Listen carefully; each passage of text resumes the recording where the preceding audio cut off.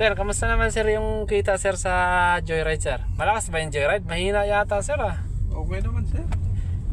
Anong oras ka sir nakalabas sir? Ay, panggabi tayo sir. Ayaw natin ng matraffic. Masyado matraffic kasi sa umaga. Nakakamagkano ka naman sir sa isang araw sir? Pag medyo swerte, mga nakaka 5,000, 6,000. Lakas mo pala kumita sir. Kasi balita ko sir, minsan sa maghapon daw nakakatatlong booking lang yung iba sa driver Anong diskarte mo kaya sir? Yung mga nakakatatlong booking, yung mga nakaano lang yun, yung mga nakatambay sa ilalim ng puno. Sa bagay. Siyempre, pamilyado tayong tao. So, siyempre dapat magsipag ka. Hindi ka pa pwede yung tatambay-tambay ka lang.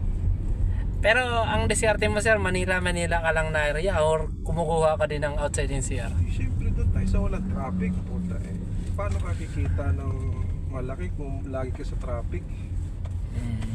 Siyempre kailangan mo lang samahan ng konting diskarte para kumita ka. Hindi pa pwede yung malakas ka lang bumiyahe, wala kang diskarte.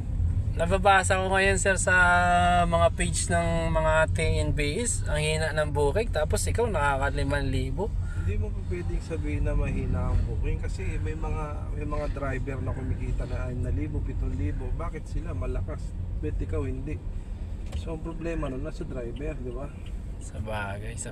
Ibig sabihin, diskarte lang talaga, no? Diskarte lang yun, tapos tamang lokasyon. Dapat, alam mo nang walang booking sa lugar na pinapwestohan mo, doon ka lang magtatambay. Hindi naman lalapit sa iyo yung booking, siyempre. Ito sir, sarili mo sir yung sasakyan, no? Nakikibondary ka lang sir? Hindi, sarili sir. Paano, nakapagpundar na tayo ng sarili natin. Ito ba, ayos pala sir Salamat sir sa feedback mo. Sana may matutunan yung mga grab dito sa discarding.